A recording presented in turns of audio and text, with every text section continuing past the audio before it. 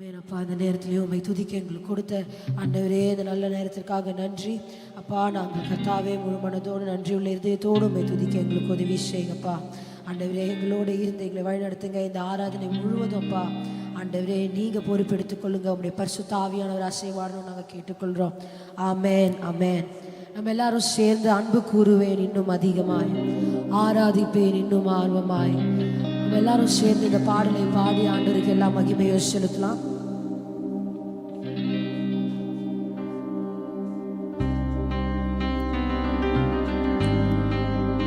கைகளை தட்டி பாடலாம்.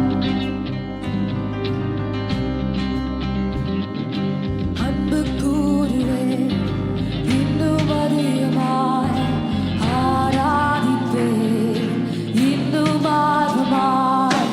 அன்பு கூறுவேன் இன்னும் அதிகமாய்,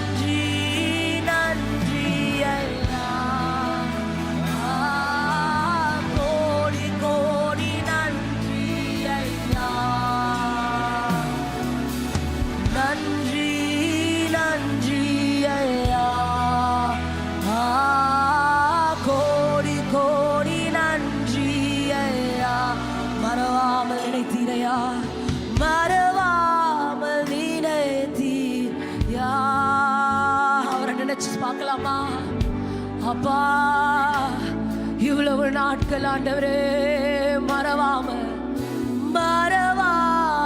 நினைத்தீரையா. மனதார நன்றி சொல்வேன். எபினேசர் நீர்தானையா, இதுவரை உதவினீரே.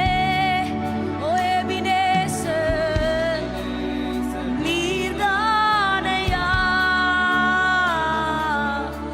இதுவரை உதவினீரே. எல்ரோய் எல்ரோய் என்னையும் கண்டீரே, எப்படி நான் நன்றி சொல்வேன். ஓ எல்ரோய் எல்ரோய் எல்ரோய் என்னையும் கண்டீரே, எப்படி நான் நன்றி சொல்வேன். கைகளே, நன்றி நன்றி ஐயா. கோடி கோடி நன்றி ஐயா. நன்றி நன்றி ஐயா. கோடி கோடி நன்றி ஐயா. பலவீன நேரங்களே சொல்லுவோமா, பலன் தந்தீரையா தந்தீரையா. பலவீன நேரங்களே எங்களுக்கு பலன் தந்தீரையா. விசுவாசமாய் சுகமானேன் சுகமானேன், தழும்புகளால் சுகமானேன். என் குடும்ப மருத்துவர் நீரே. ஓ சுகமானேன், தழும்புகளால் சுகமானேன். என் குடும்ப மருத்துவர் நீரே. நன்றி ஐயா. நன்றி நன்றி ஐயா. கோடி கோடி நன்றி ஐயா. நன்றி நன்றி ஐயா. கோடி கோடி நன்றி ஐயா. தடைகளை உடைத்தீரையா. நம்ம பாடுவோமா? விடவில்லையே தடைகளை.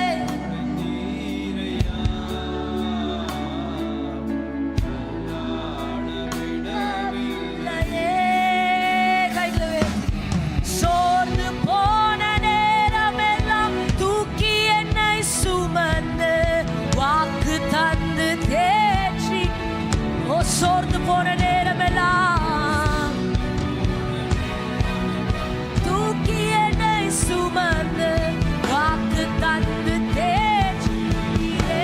உமக்கு நன்றி நன்றி நன்றி ஐயா.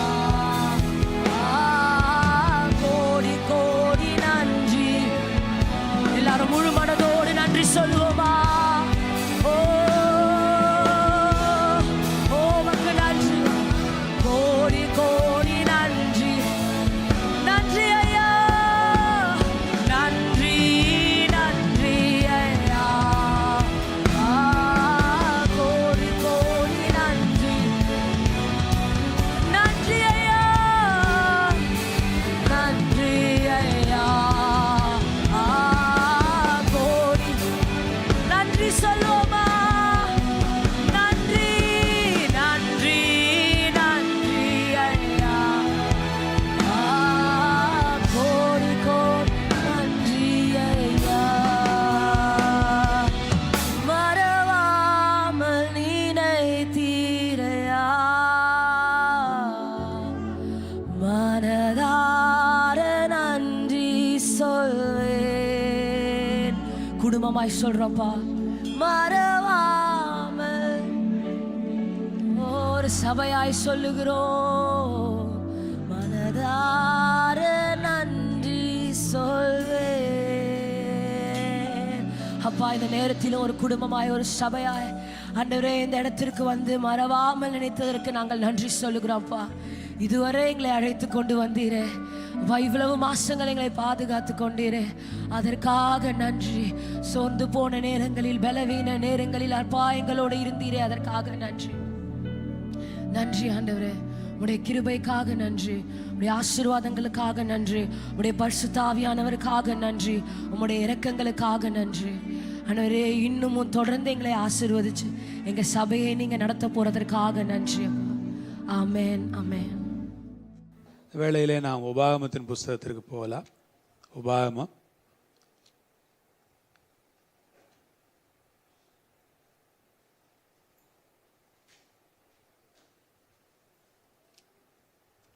10ஆம் அதிகாரம் தானே. அக்காலத்திலே கர்த்தர் என்னை நோக்கி, நீ முந்தினவைகளுக்கு ஒத்த 2 கற்பலகைகளை வெட்டி கொண்டு மலையின் மேல் ஏறி என்னிடத்தில் வா, ஒரு மரப்பெட்டியையும் செய்வாயாக.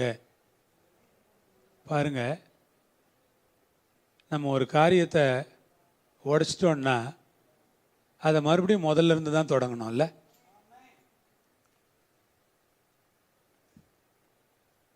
மோசே கற்பலகைகள் எல்லாம் உடைச்சிட்டாரு. அதனால் மறுபடியும் முதல்ல இருந்து தொடங்குகிறார். சில நேரங்களில் கஷ்டமாக தான் இருக்கும், ஆனால் நாம் முதலிலிருந்தே தொடங்க வேண்டியதாக இருக்கும் சூழ்நிலைகள். முதல்ல இருந்து தொடங்குகிறார். இப்போ கூடவே என்னவும் செஞ்சிட்டாரு, ஒரு மரப்பெட்டியும் சேர்த்து செஞ்சிட்டார். அவருக்கு பயம், மறுபடியும் எங்கே போட்டு உடச்சிரு கிடச்சிட போகிறோமோ, பத்திரமா என்ன பண்ணிடணும், பெட்டியில் வச்சிடணும். இல்லைன்னா நம்ம போட்டுக்கிட்டு கோபத்தில் என்ன பண்ணிடுவோம், உடைச்சிருவோம்.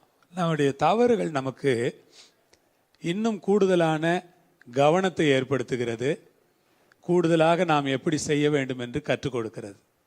தவறுகள் எல்லாம் இயல்பு தாங்க. நிறைய நேரங்களில் நம்ம நெருக்கடியான வேலையில் வந்து ஏன் அப்படி செஞ்சீங்க இப்படி செஞ்சீங்க அப்படின்னு அறிவாளிங்க பேசுவாங்க. அவங்க பேசுகிறவங்க அறிவாளிங்க கிடையாது. செஞ்சாங்களே, அவங்களுக்கு எவ்வளவோ தெரியும், ஆனால் அதையும் தாண்டி சில தவறுகள் நடந்திருக்கும். அது ஏன் அப்படி செஞ்சீங்க இப்படி செஞ்சீங்க அப்படின்னு சொல்லுவாங்க பாருங்கள். அவங்க ரொம்ப விவரம் கெட்டவங்க. அந்த நேரத்தில் வந்து உதவி செய்கிறாங்க பாருங்கள், அவங்க தான் அறிவாளிங்க. ஏன் அப்படி செஞ்சீங்க, ஏன் இப்படி செஞ்சீங்க, அதை இப்படி செஞ்சுருக்கக்கூடாது, நீங்கள் அப்படி செஞ்சுருக்கக்கூடாது, அதை சொல்கிறதுக்கு இப்போ நமக்கு ஆட்களே தேவையில்லை. எப்பவும் பார்த்துருக்கீங்களா, எதுக்கு அப்படி செஞ்சீங்க, எதுக்கு இப்படி செஞ்சீங்க, சரி இப்போ நீங்கள் என்னங்க செய்ய போகிறீங்க, வந்திருக்கீங்களே, அது ஒன்றும் செய்ய மாட்டோம், சும்மா வந்து இதை சொல்லிட்டு போகிறதுக்கு வந்திருக்கோம். இதை சொல்கிறதுக்கு யாரும் தேவையில்லை. அறிவாளிங்க உதவி தான் செய்வாங்க எப்போவுமே. அறிவாளிங்க அட்வைஸ் கொடுத்துக்கிட்டு இருக்க மாட்டாங்க. அல்லேலூயா சொல்லுங்கள் பார்க்கலாம். நான் சொல்கிறது சார் தானே. அறிவாளிங்க உதவி செய்வாங்க, அனுபவம் உள்ளவங்க உதவி செய்வாங்க, அட்வைஸ் கொடுக்க மாட்டாங்க. அட்வைஸ் கொடுக்குறவங்களால ஒரு பிரயோஜனமும் கிடையாது. உதவி பண்ணணும். கர்த்தருக்கு ஸ்தோத்திரம். இப்போ பாருங்கள், மரப்பெட்டியை செஞ்சு செஞ்சு செய்வாயாகன்னு கர்த்தர் சொல்லிட்டார். மலை மேலே மறுபடியும் என்ன பண்ணு, ஒரு தடவை ஏறு. நீங்கள் மலையில் நீங்கள் பஸ்ஸில் போகிறீங்க, அதுவே எனக்கு தலை சுற்றுது, வாந்தி வருது, மயக்கம் வருது அப்படிங்கிறீங்க. எத்தனை தடவை மலையில் ஏறி ஏறி இறங்குறது? என்ன சின்ன பிள்ளையா மோசே? அப்போ ஒரு கடினமான காரியத்தை எந்த விதமான முறுமுறுப்பும் இல்லாமல் செய்கிற விசுவாசிகளாக இருங்க. கடினமான காரியங்களாக இருந்தால் கூட என்ன பண்ணுறது, கடினமான காரியங்கள் தான், அதை முறுமுறுப்பு இல்லாமல் என்ன பண்ணணும், சந்தோஷமாக செய்யணும். பரவாயில்ல, என்ன பண்ண முடியும், காரியங்கள் கடினமாக தான் இருக்குது, பொறுமையாக என்ன பண்ணுறேன், முதல்ல இருந்து தொடங்க வேண்டியது இருக்குது, கஷ்டம்தான், பரவாயில்ல தொடங்குறேன். இன்னும் ஜாக்கிரதையாக செய்ய வேண்டியது இருக்குது, அடிஷ்னலாக ஒரு பெட்டி வேற செய்ய வேண்டியது இருக்குது, பரவாயில்ல அதையும் செய்கிறேன். மறுபடியும் மலை மேலே என்ன பண்ண வேண்டியது இருக்கு, கர்த்தர் கீழே கொண்டாந்து கொடுக்கக்கூடாதா? அவர் கீழே வரமாட்டார். நான் இருக்கிற இடத்துக்கு நீ வான்ட்டு அவர் பேசாமல் என்ன பண்ணிடுவார், அங்கேயே இருப்பார். இவன் பாவம் தட்டு தடுமாறி உழுந்து எழுந்து அந்த மலையில் போய் அவர் எங்கே இருக்கிறாருன்னு கண்டுபிடிச்சி அவர் எப்போ வருவார்னு காத்திருந்து, இல்லை எத்தனை 40 நாள் அவன் பட்டானோ பாடு. நம்ம பைபிளில் கொஞ்சம் எழுதி கொடுத்துருக்காங்க, சில விஷயங்களை எழுதுனாங்களா இல்லையான்னு தெரியல. அவன் என்ன பாடெல்லாம் பட்டிருப்பான். நான் நேற்று சொன்ன மாதிரி தண்ணி இல்லாமல், சாப்பாடு இல்லாமல், அடுத்த வேறு மாற்று வஸ்திரம் இல்லாமல் அவன் பாடுன்னு போயிட்டு மலையில் உட்காந்து கிடக்கிறானே, அவன் நிலைமை எப்படி இருந்திருக்கோன்னு யோசித்து பாருங்களேன். கடினமாக இருந்திருக்கும். இப்போ கர்த்தர் சொல்கிறாரு, நீ உடைத்து போட்ட முந்தின 2வது வசனம் படிங்க.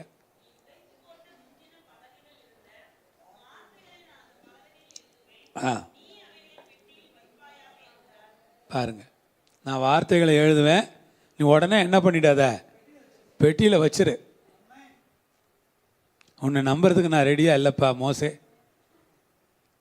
நீ என்ன பண்ணு, பெட்டியில் வச்சிரு. இந்த கற்பனை ஒரு முறை உடைக்கப்பட்டாலும் மறுபடியும் எழுதப்பட்டிருக்குது. ஆனால் கிறிஸ்துவனுடைய கற்பனை எப்படி தெரியுமா? அவர் தன்னுடைய சரீரத்தையே உடைச்சி சிலுவையில் அதன் வழியாக கற்பனைகளை நமக்கு பெற்றுக் கொடுத்துருக்கிறார். அவர் பெற்றுக் கொடுத்த கற்பனைகள் வித்தியாசமானது. இங்கே கற்பலகையை உடைச்சார் இவர், கிறிஸ்துவோ தன் சரீரத்தையே சிலுவையில் உடைச்சிட்டார். அந்த புதிதும் ஜீவனுள்ளதுமான மார்க்கத்தின் வழியாகத்தான் நமக்கு புதிய கற்பனைகள் எல்லாம் கிடைச்சிருக்குது. நாம் எவ்வளோ பாக்கியவான்கள் பாருங்கள். பிதாவாகிய தேவன் அவரை உடைச்சிட்டார், தன்னுடைய குமாரனை. மோசே கற்பலகை தான் உடைச்சாரு, பிதா யாரையே உடைச்சிட்டாரு, தன்னுடைய சொந்த குமாரனையே நொறுக்கிட்டார். அவரை நொறுக்கி தான் நமக்கு கற்பனைகளை ஆண்டவராகிய தேவன் கொடுத்துருக்கிறாரு. சித்தி மரத்தினால் பெட்டியை செய்து முந்தினவைகளுக்கு ஒத்த 2 கற்பலைகளை வெட்டி அவைகளை என் கையிலே எடுத்துக்கொண்டு மலையில் ஏறினேன். மறுபடியும் மலை ஏறுறாரு. முன்னே சபை கூடி வந்த நாளில் கர்த்தர் மலையில் அக்கினி நடுவிலிருந்து உங்களுக்கு விளம்பின 10 கற்பனைகளையும் அவர் என் முன் எழுதியிருந்த பிரகாரம் அந்த பலகைகளை எழுதி அவைகளை என்னிடத்தில் தந்தார். அவைகளை எழுதி என்னிடத்தில், ஆமாம், அவருடைய கையெழுத்து, சிக்னேச்சர். 10 கற்பனைகள் என்னென்னா அவருடைய சிக்னேச்சர். அது அவர் அப்ரூவ் பண்ணதான, அங்கீகரித்ததான 10 கற்பனைகளை நாம் அங்கே பார்க்கிறோம்.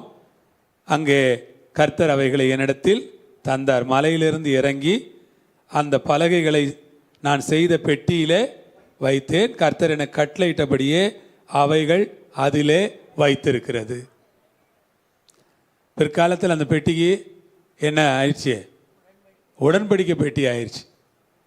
முதல்ல அது ஆரம்பத்தில் தெரியல, பிறகு அந்த பெட்டி தான் என்னது? உடன்படிக்கை பெட்டி. அந்த உடன்படிக்கை பெட்டிக்குள்ளே தான் கற்பனை. ஸ்தோத்திரம். கிறிஸ்து நம்முடைய உடன்படிக்கை பெட்டி, சித்தி மரத்தினால் செய்யப்பட்ட உடன்படிக்கை பெட்டி. கிறிஸ்து நம்முடைய உடன்படிக்கை பெட்டியாக இருக்கிறாரு. அவருக்குள்ள நமக்கான கற்பனைகள் எல்லாம் இருக்கிறது. கர்த்தருக்கு ஸ்தோத்திரம். அந்த இஸ்ரவேல் புத்திரர் பிறகு அப்படி வந்துக்கிட்டே இருக்கிறாங்க.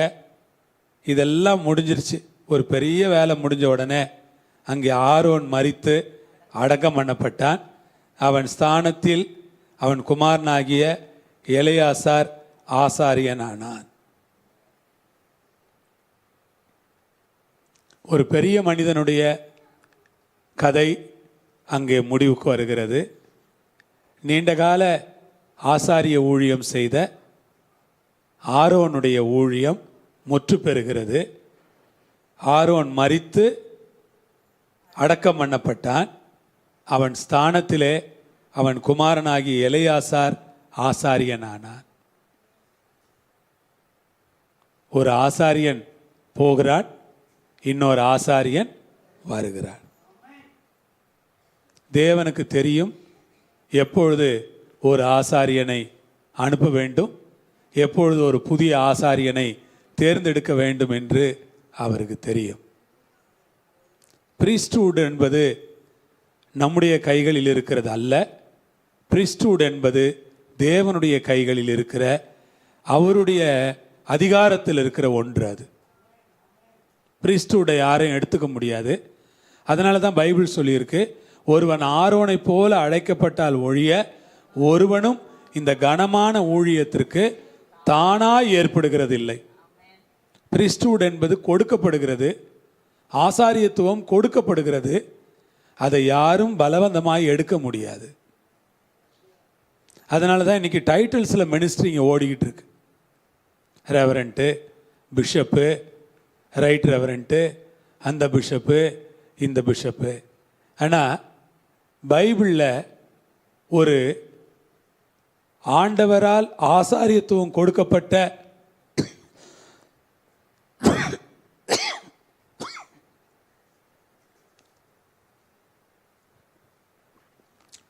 ஆசாரியத்துவம் கொடுக்கப்பட்ட ஒரு ஆசாரியனோ, தீர்க்க தரிசன ஊழியம் கொடுக்கப்பட்ட ஒரு தீர்க்கதரிசியோ ஆண்டவரால் மட்டும்தான் ஏற்படுத்தப்பட்டிருக்காங்க. ஆசாரியனுக்கு பேர் ஆசாரியன்தான். பிரதான ஆசாரியன் வரைக்கும் அவனுடைய பட்டம் வேதத்தில் சொல்லப்பட்டிருக்கிறது.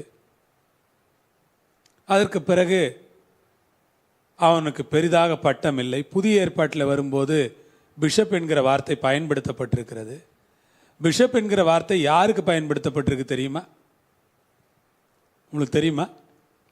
பாஸ்டருக்கு தான் பிஷப்னே பயன்படுத்தியிருக்காங்க பைபிளில். நியூ டெஸ்டமெண்ட்டில் நாம் வரும்போது பிஷப்புங்கிற வார்த்தையை மூல மொழியில் ஒரு ஷெப்பர்டுக்கு தான், ஒரு பாஸ்டருக்கு தான் பயன்படுத்தியிருக்கிறாங்க. அதனால் பிஷப்புங்கிறது பாஸ்டரை விட உயர்ந்த பட்டம்னு யாரும் தப்பாக நினைக்காதீங்க. அதனால தான் சொல்கிறேன், டைட்டில் எல்லாம் மினிஸ்ட்ரி இல்லை. மினிஸ்ட்ரி எதில் இருக்குன்னா அழைப்பில் தான் இருக்குது. அந்த அழைப்பு கடவுள்கிட்ட இருந்து வரணும். என்னை போன்ற ஆட்கள் எல்லாம், நான் இயேசு அறியாத குடும்பத்தில் தானே இருந்தேன். என் பேர் பழனிசாமி. என்ன ஆண்டவர் அழைச்சி எந்த டைட்டிலும் கொடுக்காம அவர் சொன்னார், நான் உனக்கு சொல்கிறத நீ பேசு அப்படின்னு பேசுகிற வேலையை ஆண்டவர் எனக்கு கொடுத்தாரு. பேசவே தெரியாது எனக்கு, பேசவே வராத எனக்கு பேசுகிற வேலையை ஆண்டவர் கொடுத்தாரு. இன்னைக்கு வரைக்கும் எனக்கு சபையில் பிரசங்கம் பண்ண தான் தெரியுமே தவிர பிரச்சனை இடங்களில் போய் பேச வரவே வரமாட்டேங்குது. ஏன்னா அதுதான் என்னுடைய உண்மையான நிலை. எனக்கு பேச வராது. ஆனால் பேச வராத என்ன ஒரு பேசுகிற ஆசாரியனாய் அவர் தான் மாற்றினார். உண்மை அதுதானே. பேச வராதுங்க, சரியாக பேச வராது.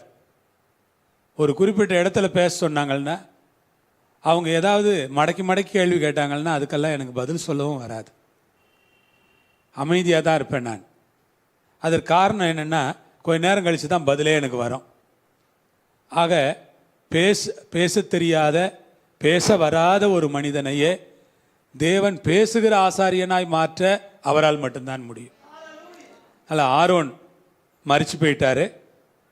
அவன் ஸ்தானத்தில் அவர் எந்த ஸ்தானத்துக்கு வர்றாரு?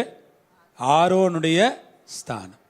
இப்போ ஆசாரியன் யாராக இருந்தாலும், இப்போ பாஸ்டர், நான் பாஸ்டர்னா நான் யாருடைய ஸ்தானத்தில் நிற்கிறேன்? ஆரோனுடைய ஸ்தானம். அந்த பெரிய ஆரோன் இருந்தார்ல, அந்த ஸ்தானத்தில் ஒரு ஆசாரியனாக. அப்போ ஒவ்வொருடைய கண்களும் அந்த ஆசாரியனை எப்படி பார்க்கணுன்னா, உண்மையிலேயே அவர் ஒரு அபிஷேகம் பண்ணப்பட்ட மனிதன், அவர் ஒரு பெரிய மனிதன், அவர் தேவனுடைய மனிதன், தேவனால் அபிஷேகிக்கப்பட்ட ஒரு ஆசாரியன் அவர் என்கிற அந்த கணத்தையும் அந்த மரியாதையையும் அந்த முழுமையும் ஒருத்தர் கொடுக்கணும். அப்போ அதில் சிலர் கனவீனப்படுத்தும் போது தான் நான் சொன்னது போல ஆசாரியர்களுடைய மனம் வருத்தம் அடைகிறது, துக்கம் அடைகிறது. அப்படி துக்கப்படுத்துவது நல்லதல்ல. ஒரு ஆசாரியனுடைய உள்ளத்தை துக்கப்படுத்துவது என்பது ஒரு நல்ல செயல் அல்ல. கர்த்தருக்கு மகிமையும் கனமும் உண்டாவதாக. இப்போ பாருங்க, 8வது வசனத்தில் ஒரு வார்த்தை சொல்றார். அக்காலத்திலே கர்த்தருடைய உடன்படிக்கை பெட்டியை சுமப்பதற்கும்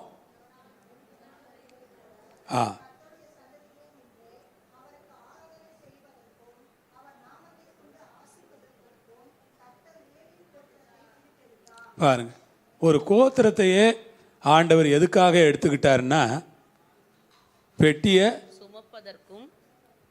பேட்டியை சுமக்க,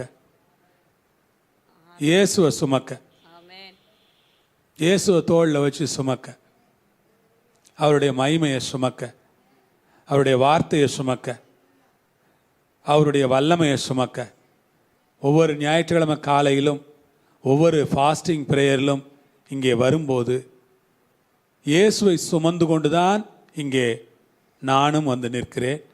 நீங்களும் இயேசுவை சுமக்கிறீர்கள். இயேசுடைய வார்த்தையை சுமந்து கொண்டு தான் இங்கே வருகிறேன். அவருடைய வல்லமையை சுமந்து கொண்டு, அவருடைய பரிசுத்தத்தை சுமந்துக்கிட்டு, அவருடைய மகிமையை சுமந்துக்கிட்டு. அப்போ தேவன் ஒரு பெரிய ரெஸ்பான்சிபிலிட்டியை ஷோல்டரில் வச்சிருக்கார். சும்மா வந்து இங்கே நிற்கிறது இல்லை. ஏனோ தானோன்னு இந்த இடத்துல வந்து நின்று ஏதாவது கதை சொல்லலாம் என்கிற எண்ணத்தில் வருவதில்லை. ஏதாவது மனதிற்கு தோன்றினதை பேசலாம் என்கிற எண்ணத்தில் வருகிறதில்லை. காலையிலே உட்கார்ந்து படித்து ஆயத்தப்படுத்திட்டு தான் நான் இங்கே வந்தேன். பாருங்க, அடுத்தது என்ன சொல்கிறாரு? சுமக்க, கர்த்தருடைய சந்நிதியில் நிற்க. அவங்க வேலை என்ன? கர்த்தருடைய சந்நிதியில் நிற்கிற வேலை. The presence of the Lord. கர்த்தருடைய பிரசன்னத்திலே நிற்கிற கர்த்தருடைய ஊழியக்காரங்க. கர்த்தருடைய ஆலயத்தில் இருக்கிற ஊழியக்காரரே கர்த்தரை துதியுங்க. அவருடைய பிரகாரங்களில் அவரை துதியுங்க. உங்கள் கைகளை உயர்த்தி கர்த்தரை, ராக்காலத்தில் கர்த்தருடைய ஆலயத்தில் இருக்கிற கர்த்தருடைய ஊழியக்காரரே அவரை துதியுங்க. கைகளை உயர்த்தி அவரை என்ன பண்ணுங்க? இவங்க எங்கே நிற்கணும்னா ஆண்டவருடைய பிரசன்னத்தில் நிற்கணும். இவங்க கேரி பண்ண வேண்டியது அவருடைய பிரசன்னத்தை. இவங்க கேரி பண்ணிக்கிட்டே வர வேண்டியது தேவ பிரசன்னத்தை சுமந்து கொண்டு ஆலயத்துக்கு வருகிற ஆசாரியன். தேவ பிரசன்னத்தை சுமந்து கொண்டு சபையிலே நிற்கிற ஆசாரியன். தேவ பிரசன்னத்தை சுமந்து கொண்டு அந்த பிரசன்னத்தோடு சபையை நடத்துகிற ஆசாரியன். அவருக்கு ஆராதனை செய்வதற்கு இந்த ஆசாரியனுடைய வேலை என்ன? நான் அவரை ஆராதிக்கிறேன். எனக்கு பாட தெரியல, பெருசாக என்னால் கரெக்டாக ராகத்தில் பாட வராது. ஆனாலும் நான் பாடுறேன், நான் கர்த்தரை ஆராதிக்கிறேன். என்னோட சேர்ந்து நீங்களும் ஆராதிக்கிறீங்க பாருங்க. அல்லேலூயா. கர்த்தருக்கு ஆராதனை நடத்த நான் வரல, ஆராதனை செய்ய தான் நான் இங்கே வர்றேன். ஆராதனை நடத்துறதுக்காக நான் வந்து செய்யலை. நான் கர்த்தரை ஆராதிக்கிறேன், அவருடைய பரிசுத்தத்தை ஆராதிக்கிறேன். சில வேளைகள் அவருடைய மகத்துவங்களை ஆராதிக்கிறோம், சில வேளைகள் மகிழ்ச்சியோடு கூட ஆராதிக்கிறேன். நீங்கள் என்னோடு சேர்ந்து கர்த்தரை ஆராதிக்கிறீர்கள், அவ்வளவுதான். ஆராதனை நடத்துகிறவர்கள் அல்ல, வொர்ஷிப் லீடர்ஸ் அல்ல, வொர்ஷிப்பர். ஒரு வொர்ஷிப் லீடர் என்பதை விட ஒரு வொர்ஷிப்பர் என்கிற வார்த்தை தான் சரியான வார்த்தை. நான் வொர்ஷிப் லீடர் கிடையாது, நான் ஆராதனை செய்கிற மனிதன். ஆராதனை செய்வதற்கு அவர் நாமத்தை கொண்டு இவங்களுக்கு தான் தகுதி இருக்குது. யாருக்கு? பெட்டியை சுமக்கிறவங்க, சந்நிதியில் நிற்கிறவங்க, ஆராதனை செய்கிற ஊழியக்காரங்க. இவங்களுக்கு என்ன ஒரு குவாலிட்டி இருக்குன்னா, ஜனங்களை ஆசீர்வதிக்கிற குவாலிட்டி இருக்கு. அவன் என்ன பண்ணுவாங்க? சபையில் நின்று ஜனங்களை ஆசீர்வதிப்பாங்க. இந்த சபையில் மக்கள் வருவார்கள் என்றால் எதை பார்த்து வருகிறார்கள்? போதகருடைய முகத்தை பார்த்து வருகிறார்களா? போதகருடைய தோற்றத்தை பார்த்து வருகிறார்களா? அல்லது போதகர் ரொம்ப அழகான ட்ரெஸ் போட்டிருக்கிறார், இப்படி ட்ரெஸ் போட்ட ஒரு போதகரை நாங்கள் பார்த்ததே இல்லை என்று சொல்ல வருகிறார்களா? அல்லது அவருக்கு முடி ரொம்ப அழகாக கர்லிங் யார் அப்படி இருக்கிறது, பார்க்க அழகாக இருக்கிறன்னா வர்றாங்க. எல்லா முடியும் வெள்ளையாக இருக்கு. எதற்காக வருவார்கள்? அவர் ஒரு ஆசீர்வதிக்கிற மனிதன். அவரால் எங்களை ஆசீர்வதிக்க முடியும். அவருடைய வாயிலிருந்து வருகிற வார்த்தைகள் ஆசீர்வதிக்கப்பட்ட வார்த்தைகள். சாதாரணமானது இல்லைங்க, அது சாதாரணமானது இல்லை. ஒரே வார்த்தை தான், வார்த்தை ஒன்று தான். அதை யார் சொல்லுகிறார்களோ அதை பொறுத்து அந்த வார்த்தை வலிமையாக இருக்கிறது. அப்படித்தானங்க? வார்த்தை ஒன்று தான். கர்த்தர் நல்லவர் என்கிற வார்த்தை ஒன்று தான். அதை நான் சொல்லும்போது ஒரு வலிமை இருக்கும், இன்னொருவர் சொல்லும்போது ஒரு வலிமை இருக்கும், பெர்க்மன் சொல்லும்போது ஒரு வலிமை இருக்கும், இன்னொரு ஊழியக்காரர் சொல்லும்போது ஒரு வலிமை இருக்கும். வார்த்தை ஒன்றுதான். கர்த்தர் நல்லவர் என்கிற வார்த்தை ஒரே வார்த்தை தான். ஆனால் அதை யார் சொல்லுகிறார்களோ அதை பொறுத்து அந்த வார்த்தை என்னவாகிறது? வலிமை பெறுகிறது. இன்னைக்கு வைரலாக ஒரு ஸ்பீச் எல்லாரும் கேட்டுக்கிட்டு இருக்காங்களே, ராகுல் காந்தி பேசின ஸ்பீச்சை. ஏன் கேட்குறாங்க? வார்த்தை என்ன புதுசா? கேள்விப்படாத வார்த்தைகளை அவர் பேசினாரா? இல்லை. வார்த்தையை பேசுகிற மனிதன் விசேஷமானவர். அதனால் அந்த வார்த்தையை ஜனங்கள் ஆவலா என்ன பண்ணுகிறார்கள்? கோடிக்கணக்கான ஜனங்கள் கேட்கிறார்கள். வார்த்தைகள் ஒன்றும் புதிதல்ல. வார்த்தையை பேசுகிற மனிதன் அதை பேசுகிறதற்கு பாத்திரவானா இருக்கும்போது அந்த வார்த்தையை ஜனங்கள் கேட்கிறார்கள். அது ஒரு அரசியல் வேண்டாம் நமக்கு. நாம் தேவனுடைய பிள்ளைகள். சபையிலே போதகருடைய வார்த்தைகள் ஆசீர்வாதமாக இருப்பதனால், அது ஒருவேளை கடிந்து கொள்ளுகிற வார்த்தையாக இருக்கும், அது ஒருவேளை எச்சரிக்கிற வார்த்தையாக இருக்கும், அது ஒருவேளை புத்தி சொல்லுகிற வார்த்தையாக இருக்கும், அது ஒருவேளை உங்களை திருத்துகிற வார்த்தையாக இருக்கும். ஆனால் அதை சொல்லுகிறவர் ஒரு நல்ல போதகராக, நேர்மையான போதகராக, பரிசுத்தமான போதகராக அவர் இருப்பாரானால் அந்த வார்த்தை வலிமை அடைகிறது. ஆசீர்வதிப்பதற்கும் இல்லை, அவங்க ஆசீர்வதிக்கிறதுக்கு கடவுள் என்னென்ன வார்த்தைகள்லாம் கொடுத்தாரு. கர்த்தர் உன்னை ஆசீர்வதித்து உன்னை காக்க கடவர், அவர் உன்மேல் தன்னுடைய முகத்தை பிரசன்னமாக்க கடவர், கர்த்தர் உன்னிடத்தில் கிருபையாய் இருக்க கடவர். இப்படி ஒரு சொற்றொடர் அங்கே என்னாமும் 6ஆம் அதிகாரத்தில் இருக்கிறது. இவைகளை அவர்கள் சொல்லி இஸ்ரவேல் புத்திரர்களை ஆசீர்வதிப்பார்களாக, அப்பொழுது நான் அவர்களை என்ன செய்வேன்? ஆசீர்வதிப்பேன்.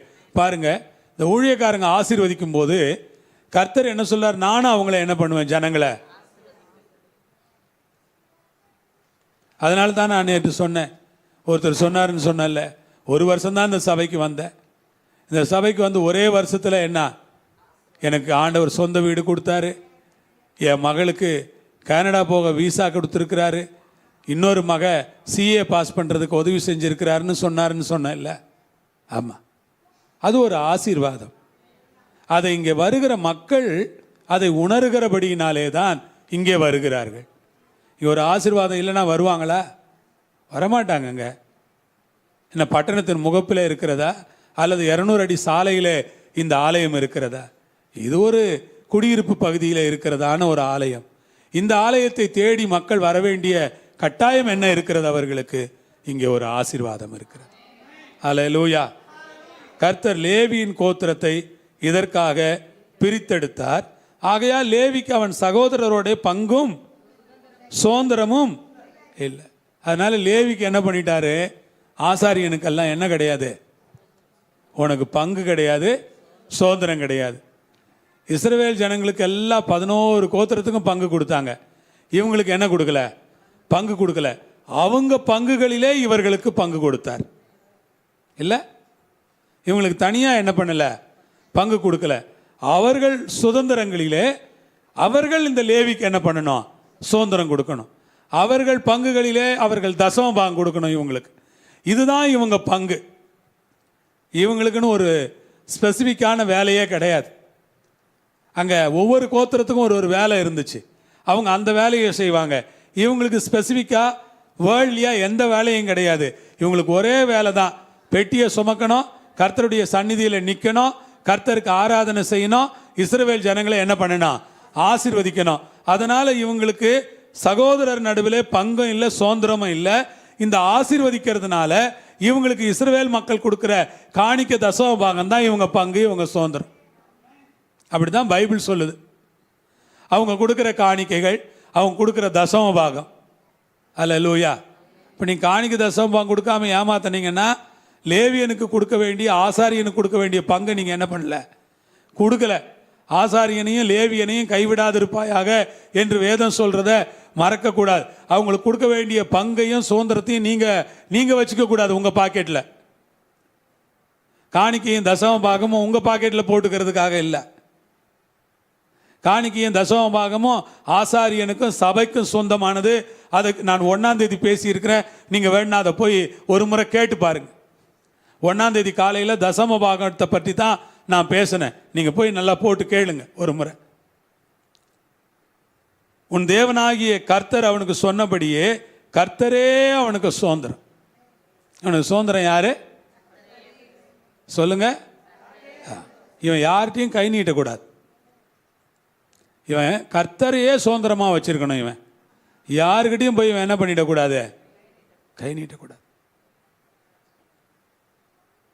இவனுடைய மேன்மையே வேற.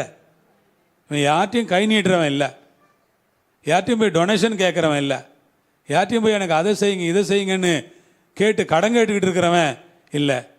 கர்த்தரே சுதந்திரம்னா, கர்த்தரே அவனுடைய பங்குன்னா, கர்த்தர் எப்படி வச்சிருப்பார் அவங்களப்போ? இவ்வளோ நல்லா வச்சிருப்பார்ல. அல்லேலூயா. ஆசாரியர்கள் ஆசீர்வாதமாக இருக்கணுமா இல்லையா? உங்களை ஆசீர்வதிக்கிறவங்க ஆசீர்வாதமாக இருந்தால் உங்களுக்கே நம்பிக்கை வரும், நாம ஆசீர்வாதமாக வருவோன்னு. உங்களை ஆசீர்வதிக்கிறவங்களே ஆசீர்வாதமாக இல்லைன்னு வச்சுங்களேன், அவங்க எப்படி என்னை ஆசீர்வதிக்க முடியுங்கிற ஒரு எண்ணம் உங்களுக்கு வருமா இல்லையா?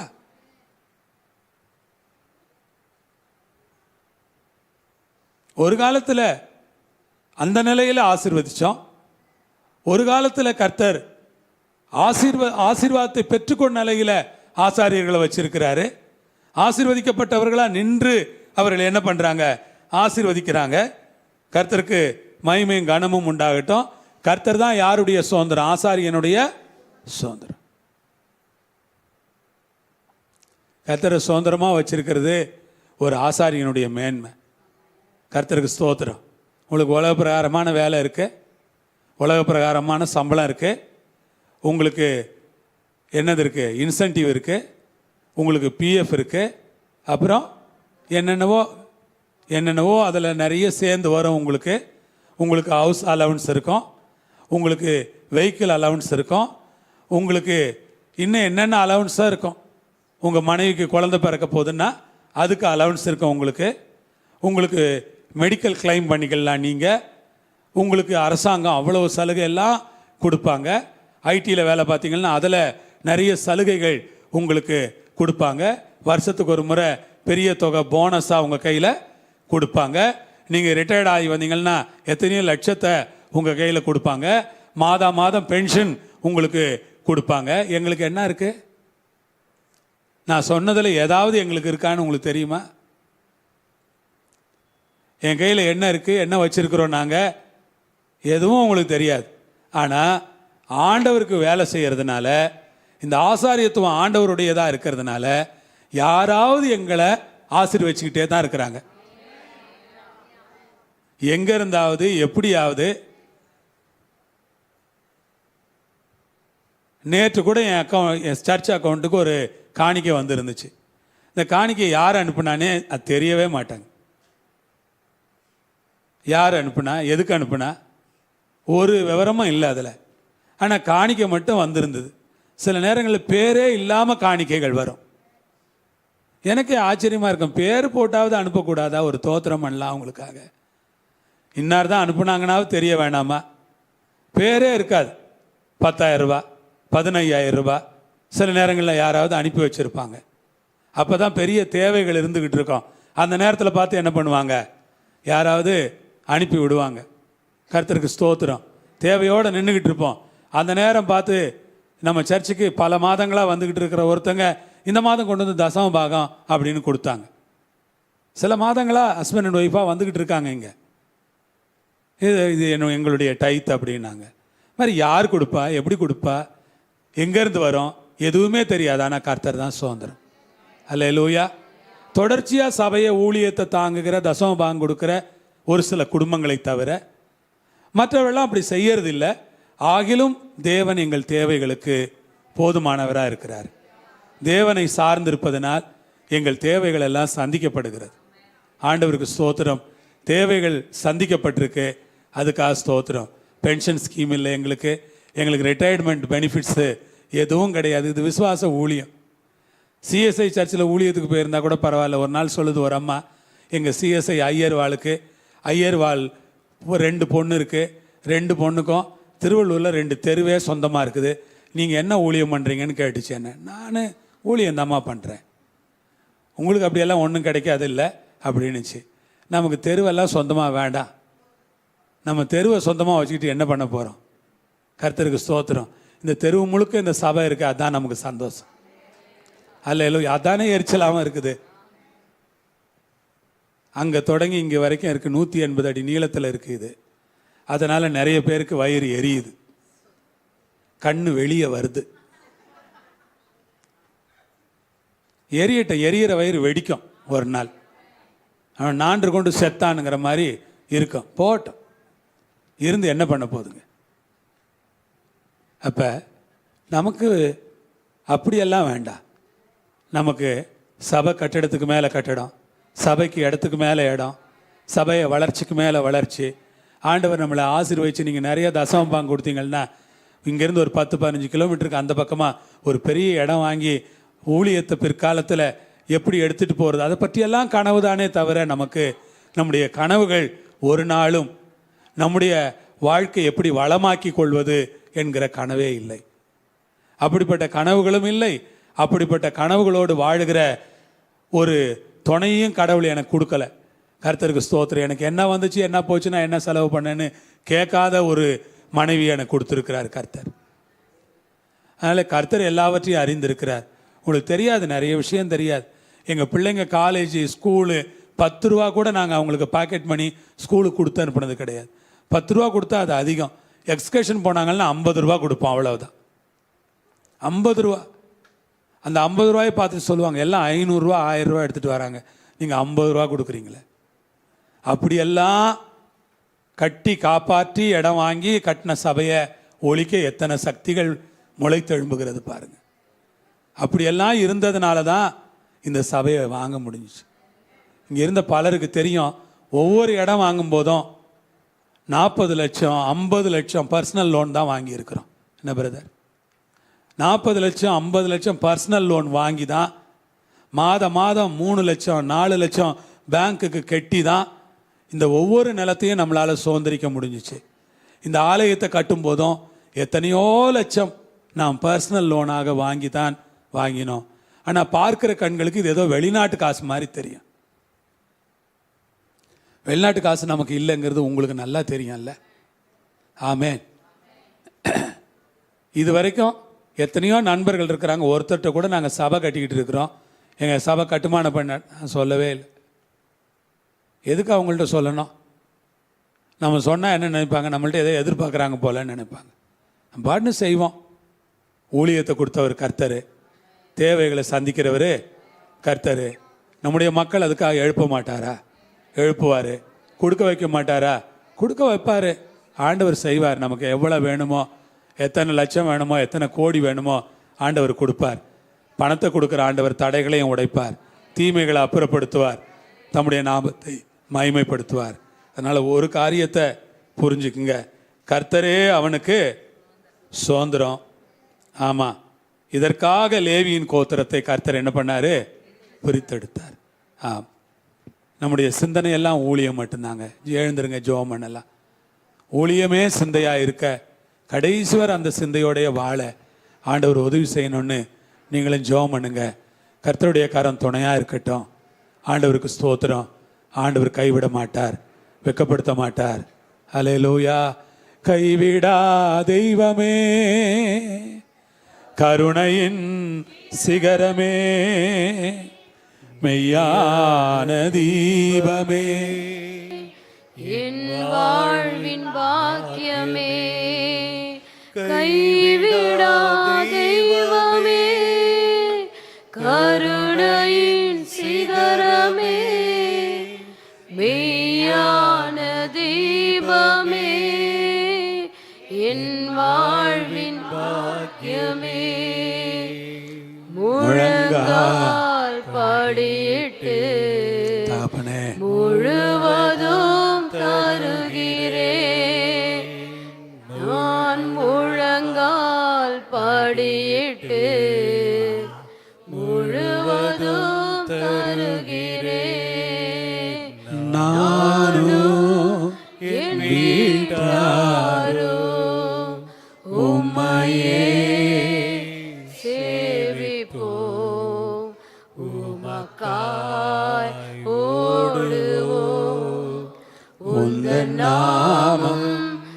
சொல்லுவோம். பரலோக பிதாவே, இந்த ஆராதனை கொடுத்ததுக்காக நன்றி, உபவாச கூட்டத்தை கொடுத்ததற்காக நன்றி. இந்த 40 நாட்களும் ஆண்டவர் எங்களை கண்ணோக்கி பார்க்க போகிறதுக்காக ஸ்தோத்திரம். தயவுள்ள கிருபை எங்களை தாங்க போகிறதற்காக ஸ்தோத்திரம்.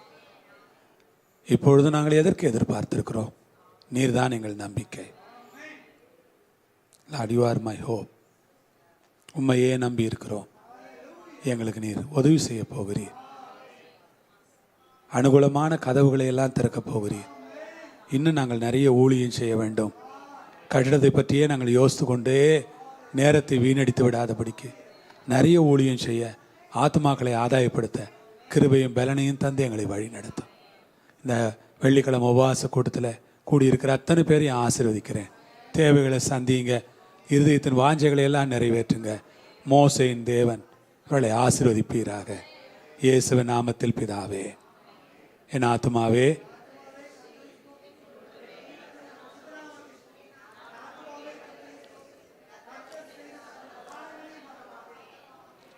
கர்த்தராகிய இயேசுவின் கிருபை, பிதாவாகிய தேவனுடைய அன்பு, பரிசுத்த ஆவியானவருடைய ஐக்கியம் நம் அனைவரோடும் எல்லா பரிசுத்தவான்களோடும் இயேசுவின் வருகை மட்டிருந்து நடத்துவதாக. அல்லேலூயா. ஆண்டவர் உங்களோடு இருப்பார், உங்களை ஆசீர்வதிப்பார், உங்களுடைய காரியங்களில் கூட நடத்துவார். சமாதானத்தோடு போயிட்டு வாங்க.